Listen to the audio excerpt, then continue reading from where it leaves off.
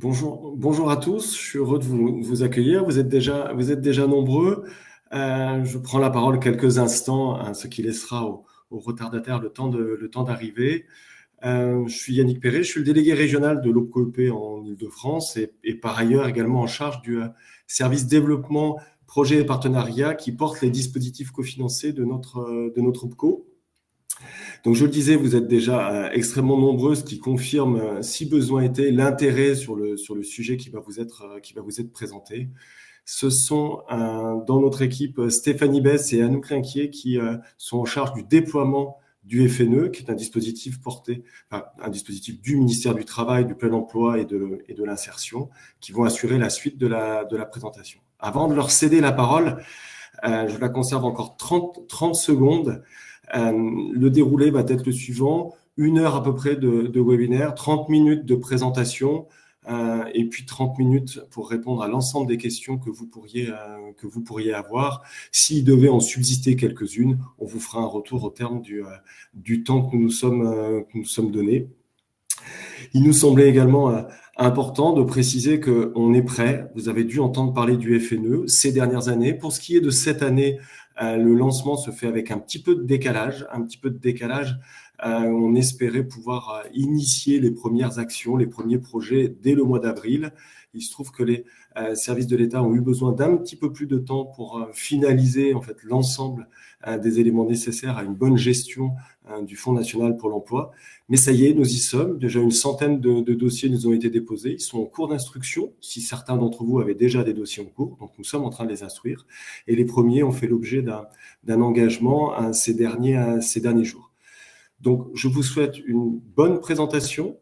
Et vraiment, nous restons au terme de celle-ci à votre disposition, comme le sont les conseillers sur les territoires, pour prendre le relais, répondre à toutes vos questions et surtout vous accompagner dans la mise en œuvre de vos projets. Merci beaucoup.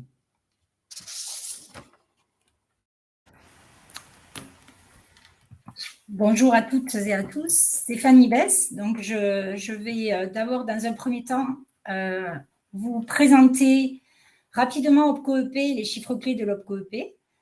On va s'attarder sur les grands principes du FNE et ses priorités. On fera un petit zoom sur les spécificités 2023 au sein d'OPCO-EP, comment déposer une demande de prise en charge. Et enfin, on fera un lien avec l'offre de services de l'OPCO-EP, particulièrement l'offre de transition écologique. Donc là, ça devrait faire à peu près une demi-heure. Et ensuite, nous prendrons toutes les questions que vous avez posées dans le chat avec Anouk Linquier. Donc, OPCO-EP est véritablement l'OPCO des entreprises de proximité, l'OPCO des TPE-PME, qu'on peut regrouper autour de 3 grands secteurs d'activité que sont l'artisanat, les professions libérales de droit et de santé, les services et les métiers de proximité.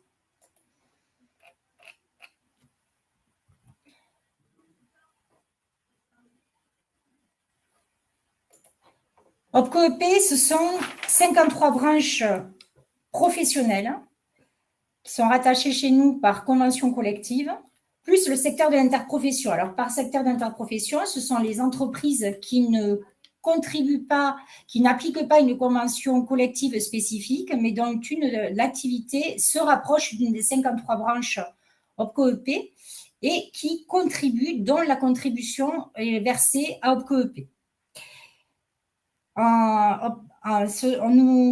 Nous comptons plus de 430 000 entreprises, dont 99% de moins de 50 salariés. Et donc, une des missions principales d'OPCO-EP est bien d'accompagner vos entreprises sur le plan de développement des compétences et d'accompagner le développement, la montée en compétences de vos salariés qui regroupent 2,4 millions.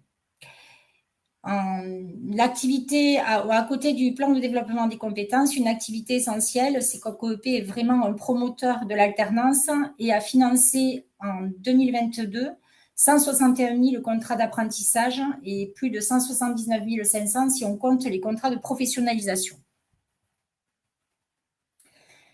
Je voulais rappeler, donc c'est qu'OPCO-EP, sa force, c'est véritablement son réseau de proximité, avec plus de 200 conseillers qui sont présents sur l'ensemble du territoire national et des TROM, avec 96 implantations territoriales, En 2022, les conseillers ont mené plus de 68 000 rendez-vous et notre centre d'appel, le centre de contact, a pris plus de 635 000 appels.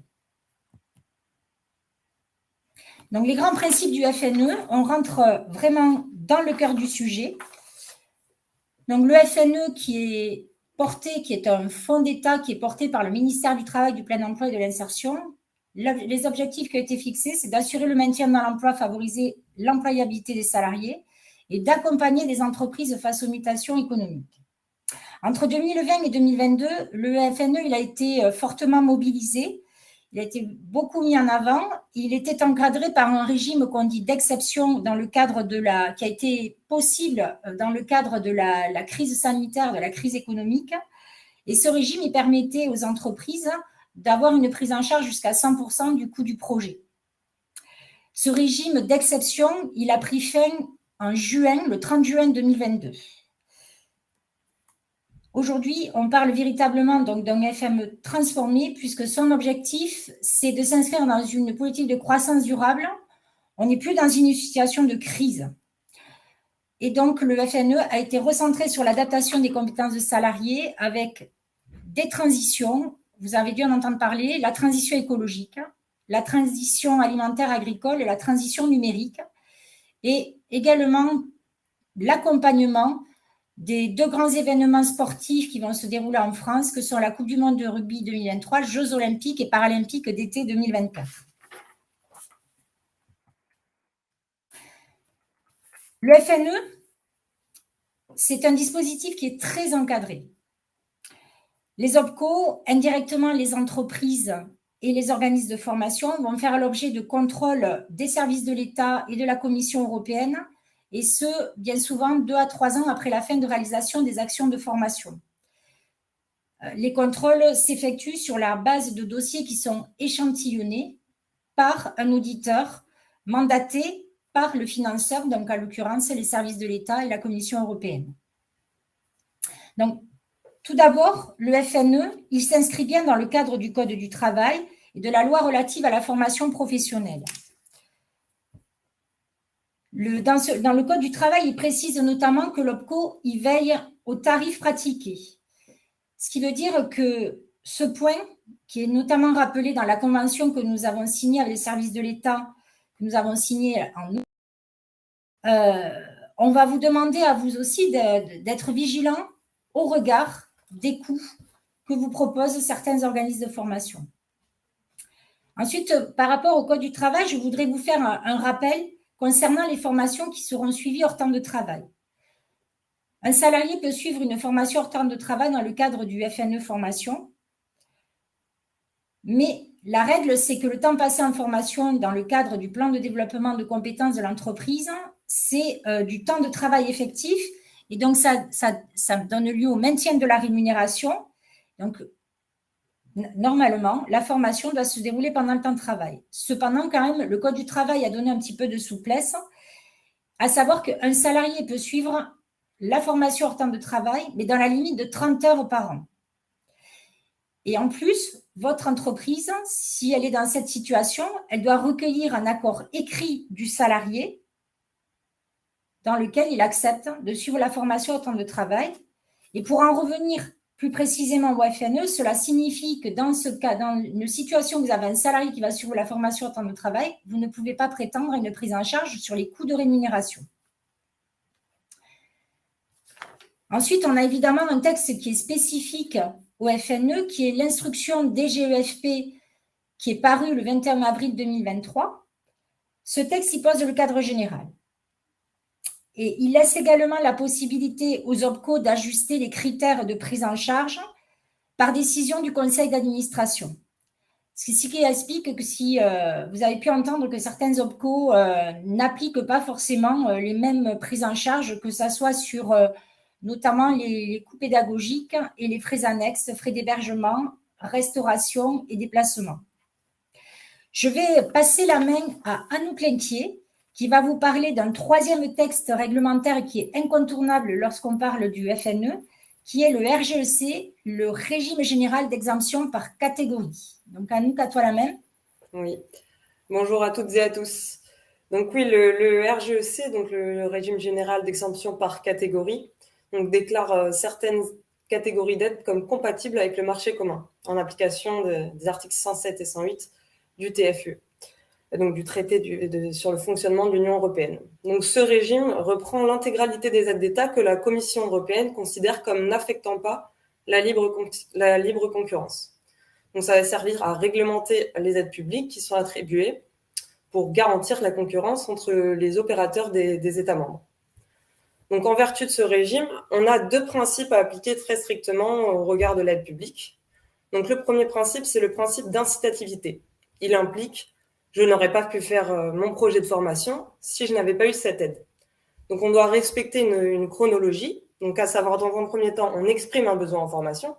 Et dans un deuxième temps, on va solliciter une aide. Si j'ai déjà démarré ma formation avant de solliciter cette aide, ça veut dire que j'aurais pu faire mon projet sans avoir du FNE. Donc, le principe d'incitativité ne serait pas respecté. Le deuxième principe, c'est l'additionnalité. Donc, grâce au FNE, je vais pouvoir faire davantage. J'aurais déjà pu, par exemple, former quelques-uns de mes salariés, mais grâce au FNE, je vais pouvoir former l'intégralité de mes salariés. Stéphanie, je te redonne la main. Ah non. Du coup, pour ce RGEC, on va devoir se répertorier sur la définition européenne de l'entreprise. Donc, en fonction du nombre de salariés, on va avoir un taux d'intensité de l'aide qui va être plus ou moins intense. Donc, on va avoir pour les moins de 50 salariés un taux d'intensité jusqu'à 70%. Donc, les moins de 50 salariés, c'est les entreprises dont le chiffre d'affaires annuel ou le total du bilan annuel n'excède pas 10 millions d'euros. Pour les entreprises de 50 à 249 salariés, on va avoir un taux d'intensité de FNE jusqu'à 60%.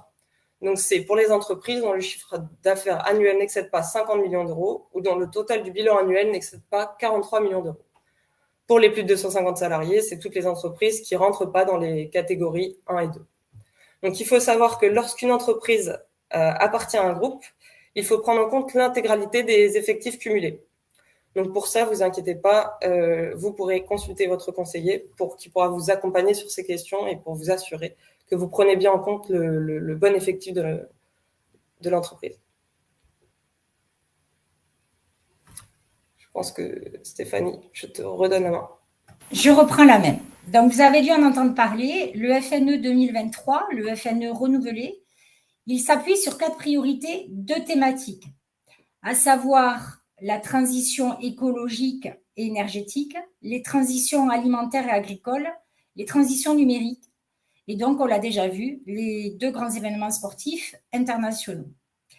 Et le gouvernement, l'État, nous a demandé d'être attentif à 2 autres priorités, que sont d'envoyer prioritairement en formation les salariés des TPE-PME, ainsi que les salariés seniors. Par senior, on entend 55 ans et plus. Au regard des besoins en formation des entreprises des 53 branches qui sont adhérentes à l'OPCO-EP, notre OPCO a décidé de se positionner et de permettre aux entreprises d'aller sur les 4 priorités.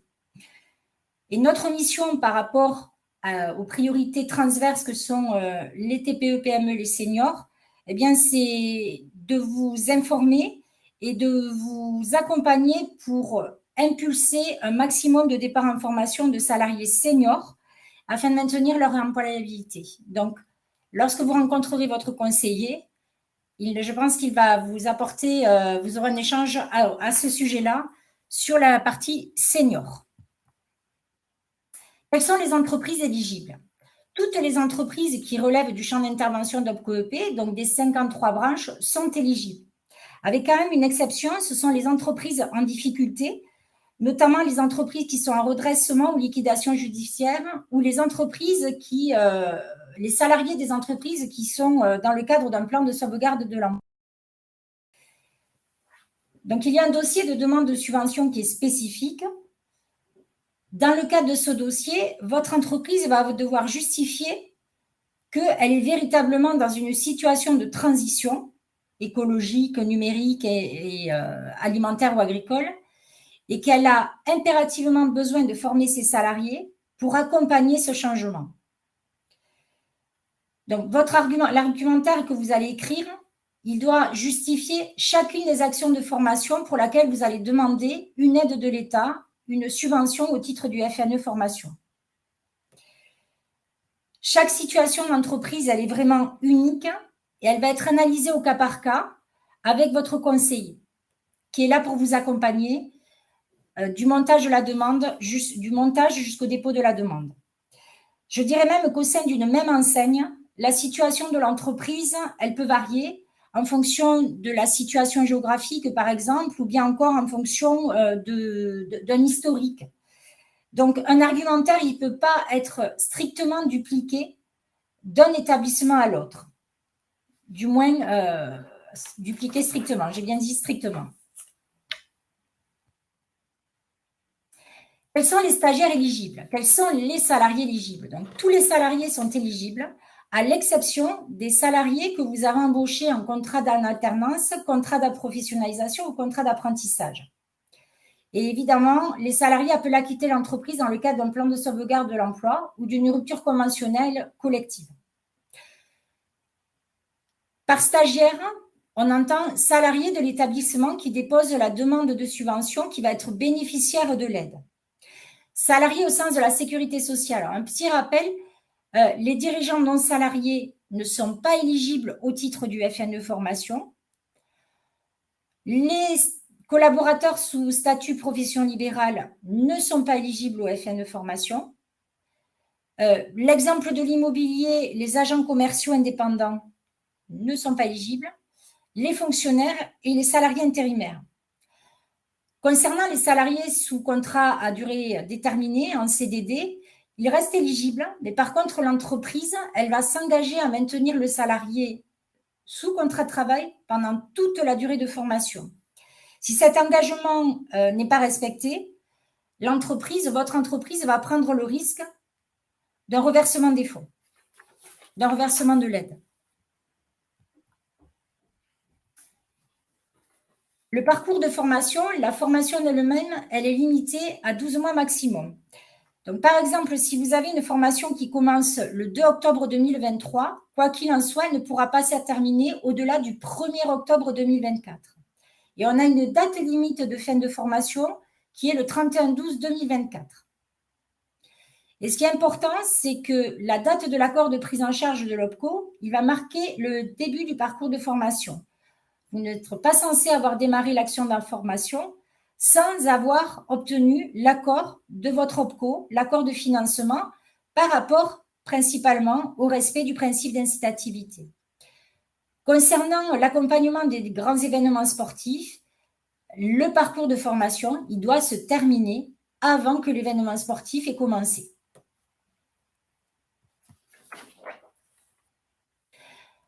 Alors, là, une liste, mais qui est vraiment loin d'être exhaustive, des formations qui ne seraient pas éligibles. Donc, celles que je vous présente, c'est sûr et certain, ne sont pas éligibles. Ce sont toutes les formations qui répondent à l'obligation de sécurité de l'employeur de type sauveteur secouriste du travail, puisque justement, ça ne répond pas au principe d'additionnalité que vous a présenté Anouk tout à l'heure. Et cela reste une obligation.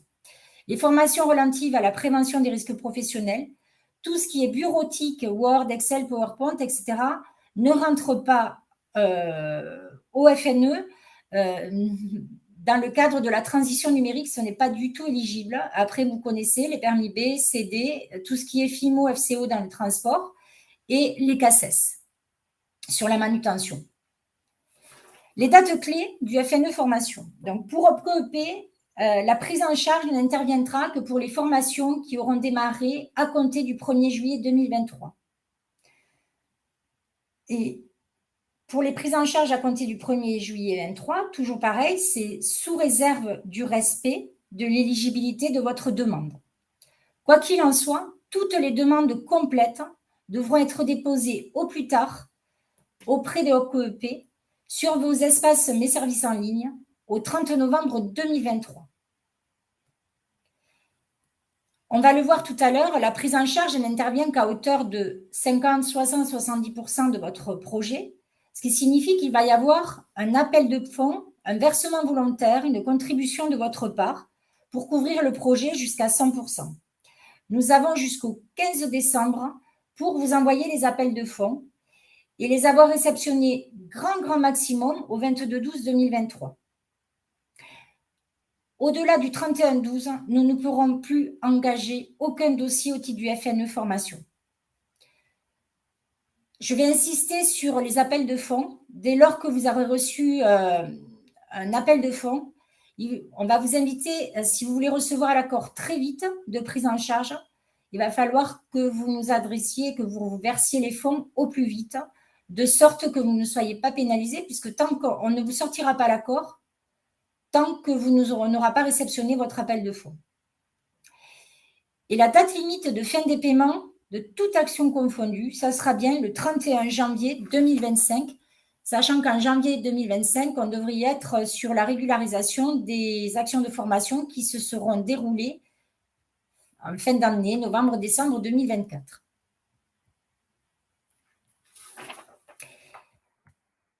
OPCO-EP, les spécificités. Donc, le conseil d'administration de notre OPCO du 29 juin, il a acté pour une prise en charge en plus du coût pédagogique, une prise en charge des frais de rémunération sur un forfait qui est de 12 € hors taxe par heure par salarié. Ce forfait, il ne va pas être appliqué automatiquement, c'est à vous à le demander au moment où vous déposez votre demande de prise en charge. Il n'y aura pas de prise en charge des frais annexes, donc tout ce qui est déplacement, hébergement, restauration. Donc concrètement, qu'est-ce qu'on va prendre en charge? Votre coût pédagogique plus le forfait rémunération si vous le souhaitez. Et on va appliquer le taux de 60, 70, 50% suivant la situation de votre entreprise. Nous avons une petite spécificité qu'il faut noter qui est pour les entreprises qui relèvent du champ de l'interprofession, donc qui n'appliquent pas de convention collective spécifique, mais qui sont bien rattachées à notre OPCO. C'est que ces entreprises auront la possibilité d'aller mobiliser une contrepartie financière sur une enveloppe qui a été débloquée et qui va permettre une prise en charge des coûts pédagogiques jusqu'à 100%. Et cette aide qui vient en contrepartie de l'aide du FNE, ça sera jusqu'à 5 000 € maximum par entreprise. La prise en charge à 100%, elle ne pourra intervenir que sur la partie des coûts pédagogiques. J'insiste sur ce point. Le dépôt des demandes de prise en charge. Comment je fais pour déposer ma demande? La première démarche, ça va être de prendre contact avec votre conseiller OPCO-EP vous allez lui faire part de votre besoin et ensemble, vous allez définir si oui ou non votre entreprise serait éligible, si oui ou non vos contenus de formation sont éligibles et si vos salariés sont éligibles pour aller chercher une aide au titre du FNE. Dès lors que tous les éléments sont réunis, il va vous accompagner à monter le dossier de demande de subvention. Une fois que ce dossier a été monté, il va soumettre votre projet, votre demande, à son responsable projet en région. Le responsable projet en région, s'il valide le projet, qu'il est parfaitement éligible, il va déposer son visa sur ce dossier qui vous sera renvoyé. Et ce n'est qu'à ce moment-là que vous allez pouvoir déposer sur votre espace Mes services en ligne chaque action de formation pour laquelle il y a une subvention qui va accompagner le projet.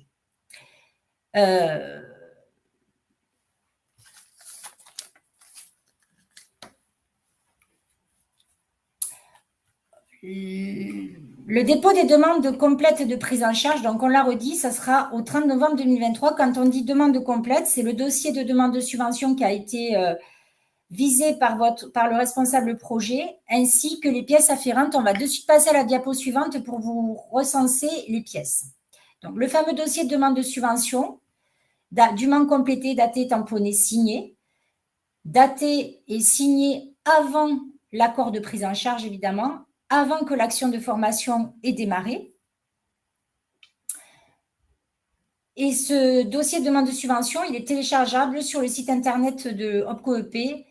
Nous avons une page qui est dédiée au FNE Formation sur laquelle vous trouverez aussi une fiche pratique, un recto verso qui pourra vous récapituler l'ensemble des éléments qu'on vous présente aujourd'hui. Ce dossier va être accompagné d'un programme détaillé.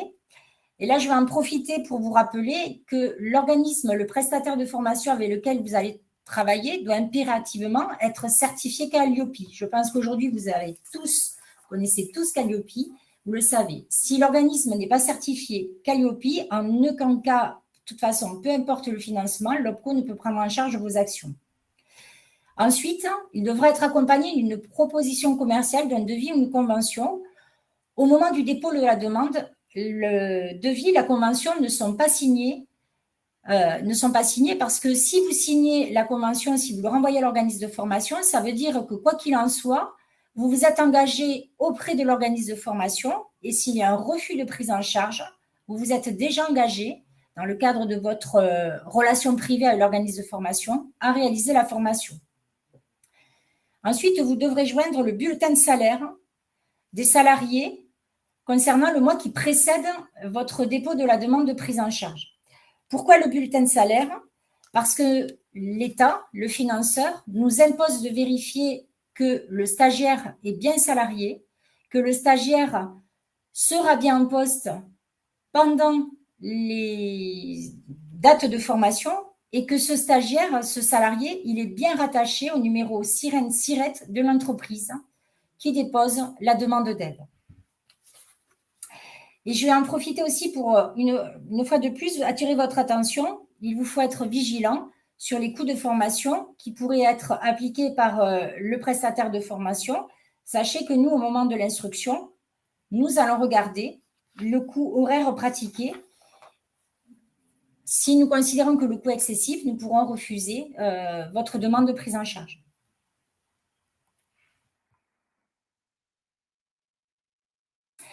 Alors, je reviens en arrière, je suis allée un peu vite. Donc, au moment du dépôt de la demande, il va falloir déposer le bulletin de salaire pour chacun des stagiaires.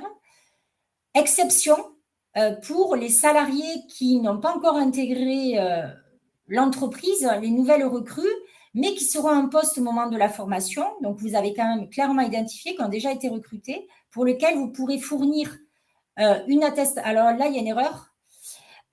Vous allez pouvoir fournir une attestation d'emploi. Cette attestation d'emploi doit être impérativement sur le papier en tête de votre entreprise et bien préciser la durée du contrat, le type de contrat, CDD, CDI, et elle doit être signée par le représentant légal de l'entreprise.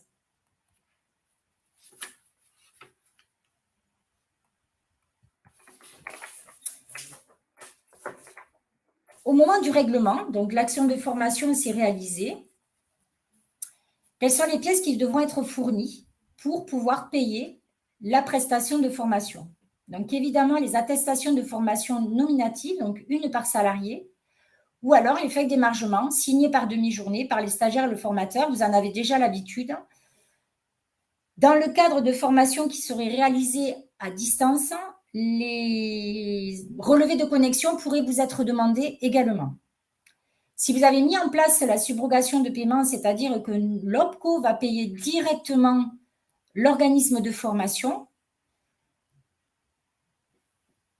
l'organisme de formation va nous produire évidemment une facture sur laquelle il va nous rappeler au moins le numéro du dossier et l'intitulé de formation pour pouvoir faire le rapprochement. Dans le cas où vous n'avez pas opté pour la subrogation de paiement, il vous faudra recueillir auprès de votre organisme de formation la facture acquittée pour qu'on puisse vous rembourser. Et votre entreprise va devoir fournir les bulletins de salaire qui correspondent à tous les mois de formation pour chacun des salariés. Et là aussi, pourquoi? Parce que nous avons l'obligation auprès de notre financeur de nous assurer que les salariés étaient bien en poste, étaient bien sous contrat de travail pendant toute la durée de formation, qui n'étaient pas en congé, qui n'étaient pas en arrêt maladie, etc., etc. Je vais insister sur le point que vous voyez sur la droite, à savoir que la prise en charge interviendra au regard d'un coût horaire par salarié. Rien ne vous empêche, parce que vous avez plusieurs salariés à former en même temps, de négocier avec votre organisme de formation ce qu'on appelle un coût groupe. Quoi qu'il en soit, l'OPCO va rapporter ce coût groupe à un coût horaire par salarié. Ce qui signifie que s'il y a la moindre sous-réalisation, s'il y a un stagiaire absent, si un stagiaire a été absent à ne serait-ce qu'une heure de formation, au moment du paiement, on va proratiser l'aide par rapport aux heures réellement réalisées. Vous voyez, il faudra vous assurer auprès de votre organisme de formation, puisque dans ce cas-là, l'organisme de formation est en droit de vous refacturer les heures qui n'ont pas été réalisées. Donc, soyez vigilants quand vous bordez, quand vous signez vos conventions de formation. de prévoir si les cas d'absence. En aucun cas, l'OPCO n'est garant des absences. C'est vous, en tant qu'entreprise, qui êtes garant du départ en formation de vos stagiaires. Troisième point qui est important, c'est que tout changement, toute modification au regard de votre demande initiale, que ce soit un changement de stagiaire, un report de date, doit nous être signalé avant le démarrage de votre action de formation. Alors, je vais préciser un peu plus. Par exemple, votre formation, elle est prévue du 20 janvier au 21 janvier 2024. Finalement, elle va se réaliser le 20 février et le 21 février 2024. Elle est décalée. Vous devez impérativement nous avoir signalé ce report au plus tard le 19 janvier, la veille de la date prévisionnelle de démarrage de votre action de formation, celle que vous avez saisie au moment du dépôt de votre demande de prise en charge. Si vous n'avez pas prévenu dans les délais, le dossier va être annulé et donc vous allez perdre le financement. Tout départ, tout report de formation doit vous être signalé. Tout changement de stagiaire, j'ai Martin et je le remplace par Julie, ça va faire l'objet d'une nouvelle instruction. Nous devons à nouveau vérifier l'éligibilité du salarié et qui plus est, nous devons récupérer le bulletin de salaire du salarié, du nouveau salarié.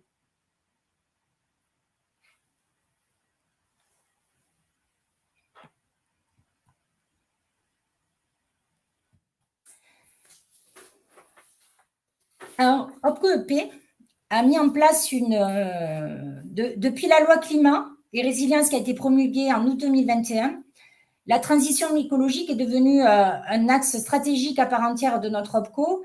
Et cette loi, elle confiait aux OPCO, aux opérateurs de compétences, la mission d'informer les entreprises sur les enjeux liés au développement durable et de les accompagner dans leurs projets d'adaptation à la transition écologique et notamment par rapport aux besoins en compétences des salariés. Dans ce cadre, OPCO a mis en place une offre de service qui commence par l'information des branches, de nos 53 branches, des entreprises, des salariés, par un appui aux branches, également par un accompagnement qui va passer par des diagnostics et par la prise en charge, notamment au travers du FNE Formation, de vos projets de formation. Une fois de plus, la clé d'entrée pour bénéficier de cette offre de service dédiée à la transition écologique, c'est votre conseiller. Il saura vous présenter très en détail ce à quoi vous pourriez avoir droit, ce dont vous pourriez bénéficier.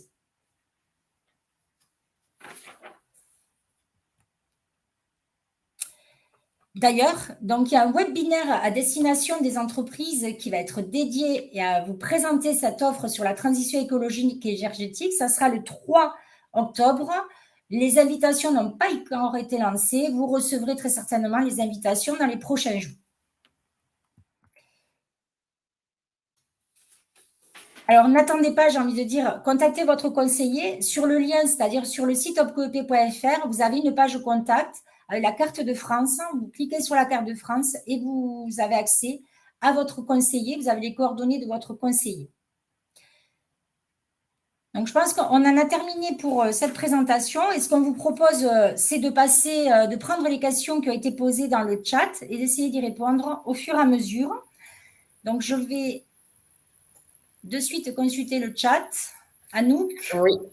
Alors, on a une première question. Quel est le processus pas à pas pour les entreprises? Donc, 1, vous contactez votre conseiller. 2, vous lui présentez votre projet. Ensuite, si votre projet est éligible au FNE, peut rentrer dans son cadre, il va vous accompagner à monter le dossier de demande de subvention qui sera soumis pour validation à l'équipe projet. Et ensuite, vous déposez, comme vous le faites pour toute action, vos demandes sur votre espace Mes services en ligne avec les pièces obligatoires et justificatives que sont un devis, une convention ou une proposition commerciale, le programme de formation détaillé et spécificité FNE, les bulletins de salaire des salariés concernés. Dès lors que votre demande a été enregistrée et est financée, vous recevrez un appel de fonds pour le reste à charge entreprise et qui va correspondre de 30 à 50% de votre projet. Dès que nous avons réceptionné les fonds, vous recevez votre accord de prise en charge, vous commencez vos actions de formation. On a une seconde question. Est-ce que les effectifs se basent sur l'entreprise ou sur le groupe? Nous sommes en UES.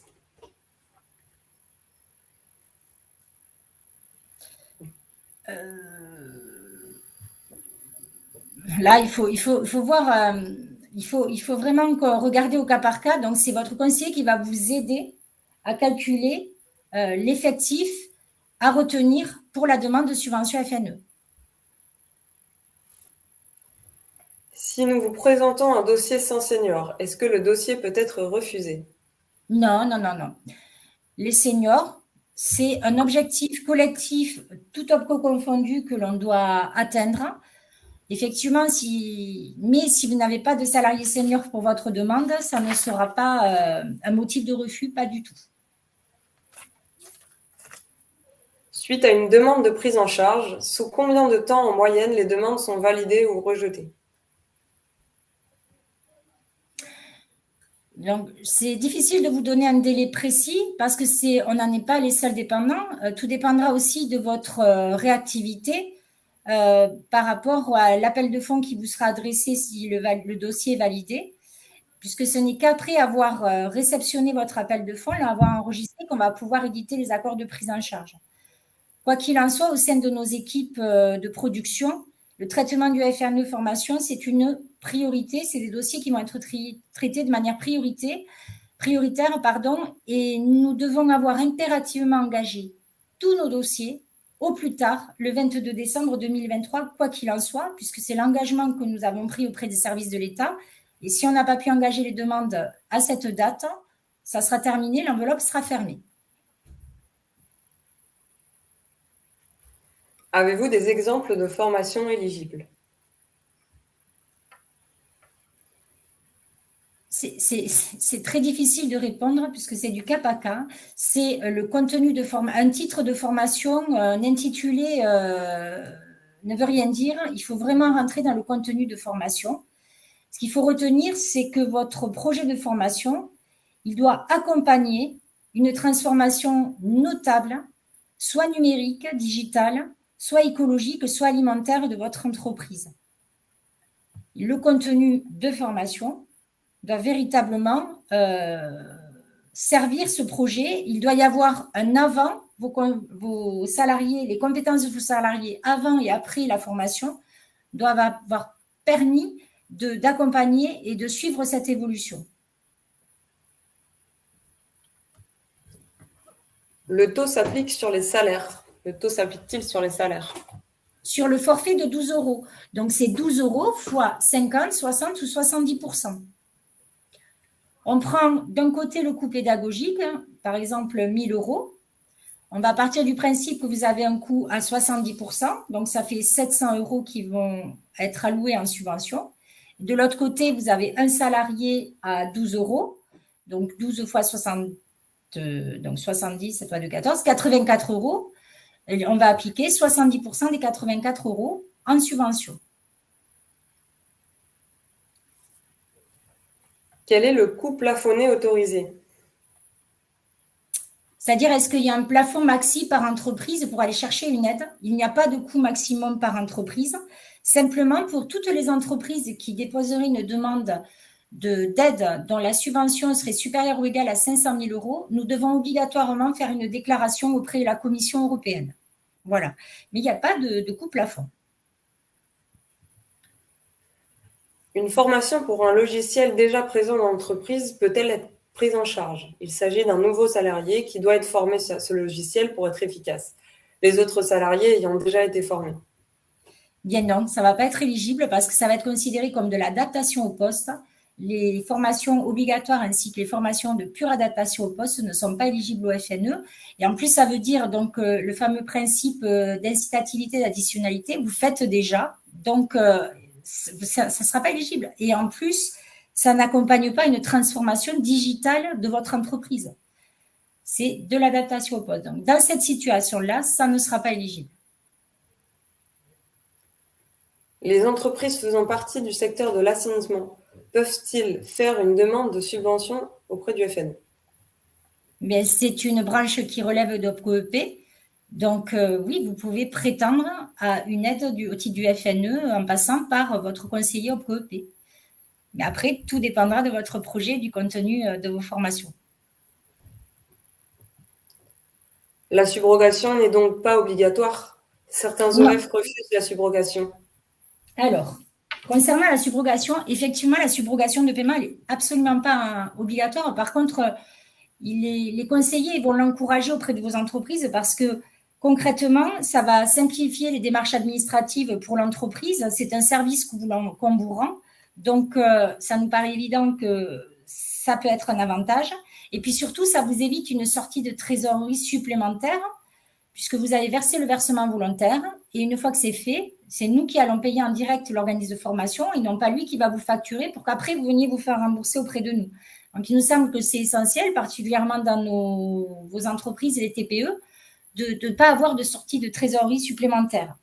Et en plus, pour nous, c'est un gage, pour notre financeur, c'est également un gage supplémentaire qu'on a bien sécurisé les fonds parce que lors d'un dernier contrôle de la CICC, il a été pointé que la subrogation des paiements garantissait vraiment la sécurisation des fonds. Donc, nous, votre conseiller va encourager la subrogation de paiement. Si votre organisme de formation ne l'accepte pas, écoutez, c'est vous qui voyez si vous travaillez avec eux ou pas. Vous pouvez mettre en avant que vous n'aurez pas les moyens d'avancer les fonds auprès de l'organisme de formation. Ils peuvent l'entendre. Oui, Anouk. Y a-t-il des frais de gestion appliqués? Oui, nous appliquons 5% de frais de gestion. Où devons-nous faire la modification, changement de stagiaire ou report de formation? Lorsqu'une demande de prise en charge est faite, on ne peut plus toucher le dossier. Oui.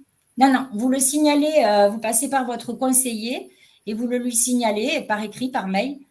Et c'est lui qui fera remonter l'information pour la modification au sein de notre direction des opérations. Attention, de toute façon, il va y avoir une nouvelle instruction puisque nous, on doit s'assurer, si vraiment vous décalez les dates, qu'on reste dans les délais qui sont répartis par le financeur et que si vous avez changé de stagiaire, on va s'assurer qu'il est bien éligible, le nouveau stagiaire va être éligible. Avez-vous des OF partenaires? Tous les OF sont les partenaires de l'OPCO-EP, quels qu'ils soient. Donc non, on ne va pas travailler de manière privilégiée avec un organisme de formation plutôt que l'autre. Vous êtes totalement libre de choisir les organismes de formation avec qui vous souhaitez travailler. La formation interne est-elle éligible au FNE s'il s'agit d'une formation liée au numérique ou au digital? Alors, par formation interne, on entend la formation d'un salarié de l'établissement par un autre salarié de l'établissement. Oui, ça va être éligible. Et dans ce cas-là, on va prendre en compte, il faudra vous rapprocher de votre conseiller parce que le calcul du salaire, on va prendre en compte le salaire du salarié formateur et on va là aussi appliquer le forfait de 12 €. Et évidemment, vous devez justifier que le contenu de formation, le programme détaillé qui aura été produit, répond bien à une des priorités du FNE et qu'elle accompagne bien une transformation au sein de votre entreprise. Et il y a des documents spécifiques pour, notamment un cahier des charges, qui va remplacer le programme qu'on retrouve auprès des organismes de formation. Que pouvons-nous faire si la formation est prévue pour octobre, mais que nous recevons l'accord de prise en charge qu'en novembre? Eh bien, normalement, vous êtes censé reporter les dates de formation. Après, je vais revenir sur les délais d'instruction. Si on reçoit la demande le 12 septembre pour une action, donc on est aujourd'hui mardi, pour une action qui commence vendredi, vous vous doutez qu'il est peu probable qu'on ait le temps de l'instruire, de le traiter dans notre machine et de vous faire un retour. Donc, il faut aussi anticiper un petit peu pour qu'on ait le temps de traiter votre demande, de l'instruire, de vous envoyer l'appel de fonds et à l'issue de la réception de votre appel de fonds, de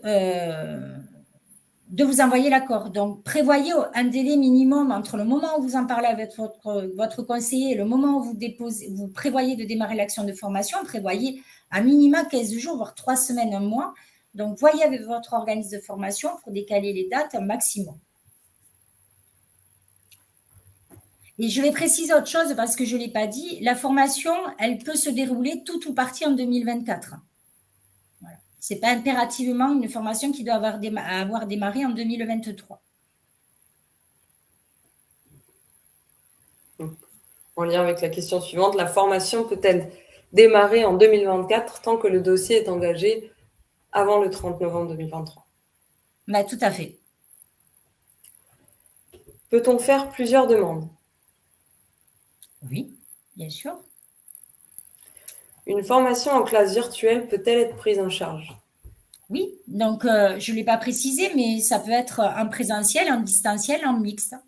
Par contre, il faut impérativement que ça soit précisé, tout comme vous devrez préciser si une partie de la formation se fait hors temps de travail, vous avez l'obligation de nous en informer et dans ce cas-là, de ne pas demander la prise en charge des rémunérations, comme je vous l'ai dit au début.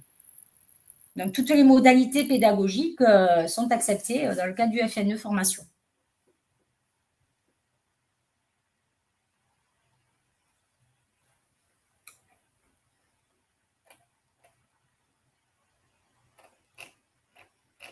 Alors, est-ce qu'il y a d'autres questions? Oui, je vois qu'il y en a beaucoup.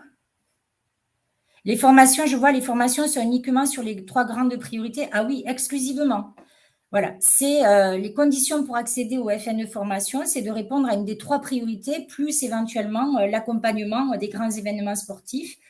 Alors pour la Coupe du Monde de rugby, on est un peu passé à côté, mais par contre, pour les JO 2024, ça peut être le cas pour les territoires qui sont terres qui accueillent des événements sportifs, évidemment. Est-ce qu'un cofinancement, ça c'est très intéressant comme question. Je vois Alice qui a dit, est-ce qu'un cofinancement est possible, CPF ou PROA? C'est totalement impossible. La seule contrepartie financière qu'il peut y avoir en face de cette aide publique, c'est une contrepartie privée, donc le versement volontaire de l'entreprise, ou pour le cas de l'interprofession pour OPCO-EP, cette enveloppe de fonds privés qui a été débloquée au sein d'OPCO-EP. Il ne peut pas y avoir de cofinancement avec d'autres dispositifs, quels qu'ils soient. Vraiment.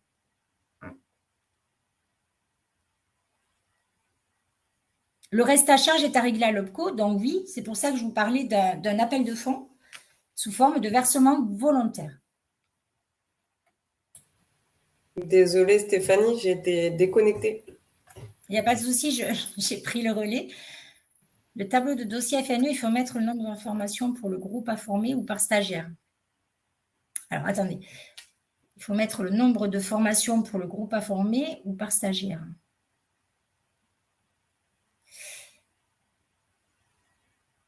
Non. Alors, je me remets en tête le dossier de demande de subvention. Donc, vous devez indiquer le nombre de salariés qui vont bénéficier de la formation, l'intitulé de formation et le nombre d'heures, c'est le nombre d'heures par stagiaire que vous allez indiquer.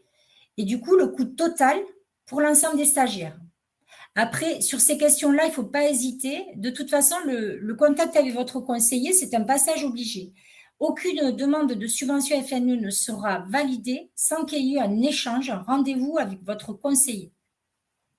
Donc, si vous avez des questions comme ça, vraiment très pratico-pratiques, il sera là pour vous répondre et vous aider à finaliser votre demande. Vous pouvez rappeler le délai pour tout changement. Mais à partir du moment où vous avez déposé une demande, qu'on l'a financée,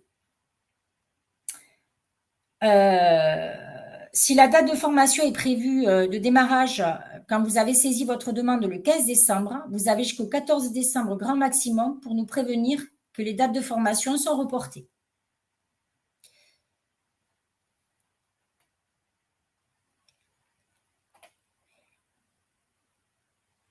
Le parcours nécessite-t-il plusieurs actions de formation? Non, une action de formation. Alors attention, par contre, ça on n'en a pas parlé, logiquement, on doit être sur une formation qui dure au moins 7 heures par salarié, parce que concernant une formation qui serait inférieure à la demi-journée, il faut quand même justifier que la formation va permettre une réelle montée en compétences, un savoir-faire technique aux salariés.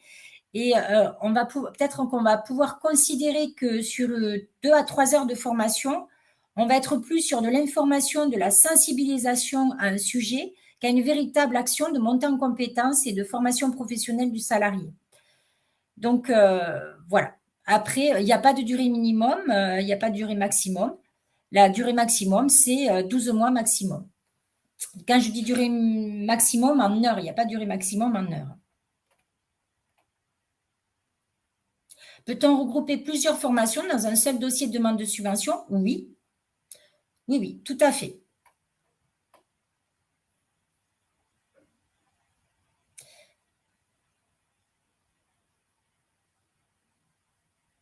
Alors, si j'ai une formation programmée avec 3 stagiaires, mais que l'un d'entre eux est absent le premier jour de formation, ma demande de prise en charge sera annulée. Non, on va proratiser au regard des 2 autres stagiaires qui ont réellement réalisé le coût. Donc, je vais dire n'importe quoi. Si c'est 250 € par stagiaire, une action à 750 €, on payera pour 2 stagiaires, donc 500 €.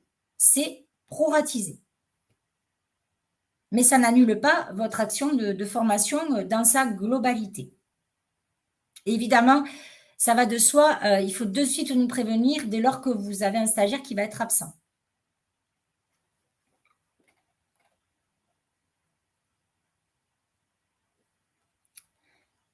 Comment faire si la formation d'un seul salarié avec un coût horaire important? Là aussi, l'analyse du coût horaire, du coût de formation, c'est du cas par cas. Je vais vous donner des exemples. Une formation qui coûte, par exemple, pour un stagiaire, c'est une formation qui se fait dans votre entreprise. Pour un seul stagiaire, elle est très technique. Elle fait appel à un formateur, on va dire même, qui a des compétences rares, qui a parcouru l'autre bout de la France pour venir former votre salarié.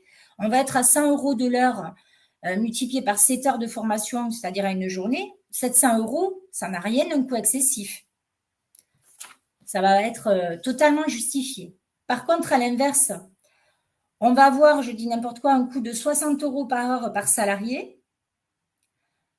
Sur cette formation, il y a 10 stagiaires, donc ça fait un coût de 600 € de l'heure pour l'organisme de formation. Là, on va se reporter à ce que représente le coût jour de l'organisme de formation. Donc, 600 x 7, on va déjà être sur un coût de 4 200 € hors taxe, puisque les coûts, on part de coûts hors taxe. Là, on pourra peut-être considérer que c'est un coût un peu excessif et on va aller au-delà. On va aussi regarder le contenu de formation, la thématique de formation, la technicité derrière la formation. Donc, c'est du cas par cas. Donc, au-delà du coût horaire par salarié, il faut aussi regarder ce que ça représente pour une journée, pour l'organisme de formation, ce qu'on appelle le coût jour pour le prestataire. Dans le cas où on va considérer qu'un coût pourrait être excessif, on va forcément se rapprocher, nous, de l'organisme de formation et lui demander de justifier ses coûts. Et en fonction de sa réponse, on acceptera ou on refusera votre demande de prise en charge. Voilà. Voilà. Je pense que sur cette question-là, peut-être, j'espère que j'étais assez claire.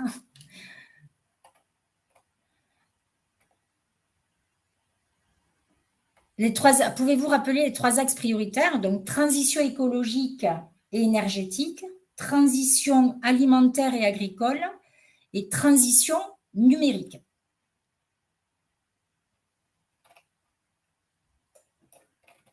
J'ai l'impression, je ne vois plus de questions. J'ai l'impression qu'on a répondu à la plupart des questions. Il est 15h24. Est-ce que vous avez encore d'autres questions à poser dans le chat? Je vois une question qui n'a pas répondu. Enfin, on y a déjà répondu, mais de manière différente. Les frais de rémunération pris en charge à 100% ou suivant les critères FNE. On applique bien le taux d'intensité sur l'ensemble du projet de formation. Donc, 50, 60, 70% du coût de rémunération sera pris en charge, sachant qu'on ne travaille pas sur des frais de rémunération au réel, mais sur un forfait de 12 € hors taxe par heure par salarié. Que le salarié gagne 20 € de l'heure ou qu'il en gagne 9, ça sera un coût horaire à 12 €.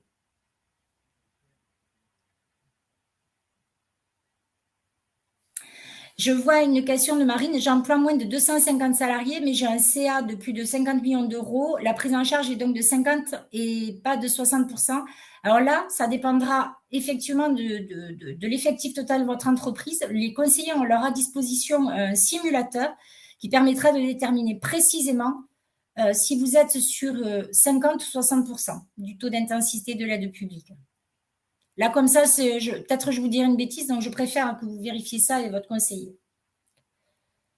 Ce n'est pas aussi systématique que ça, parce qu'il faut prendre en compte le CA, mais aussi le total du bilan.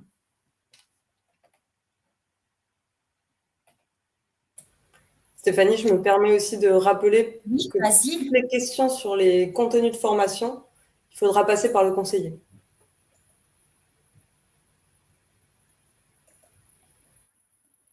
J'ai l'impression qu'on a brassé la plupart des questions. Après, vous n'hésitez pas à contacter votre conseiller. Vous avez dû voir passer un petit sondage. N'hésitez pas à y répondre, surtout si vous souhaitez être contacté rapidement par votre conseiller. Je prends une dernière question. Je vois quid des absences justifiées par un arrêt maladie. Même une absence justifiée, l'OPCO se doit de payer les heures réellement réalisées. Donc, on va proratiser obligatoirement. J'ai l'impression qu'on a brassé la plupart des questions, à moins que vous en ayez. Alors,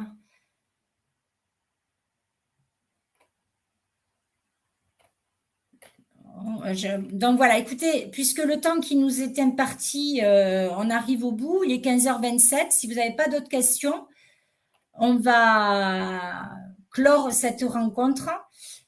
Merci beaucoup à toutes et à tous d'avoir participé. Je tiens quand même à faire un petit coucou à notre équipe de la communication, Laura Rode et Audrey Lefebvre, sans qui on n'aurait pas pu organiser ce webinaire. Donc, merci à la com. Et puis, n'hésitez pas, contactez vos conseillers si ce n'est pas eux qui viennent à vous directement. Donc, merci beaucoup à tous et à toutes pour votre participation. Et j'espère à très bientôt. Et écoutez, on va mettre un terme à cette rencontre si vous en êtes, s'il n'y a plus de questions. Merci à tous.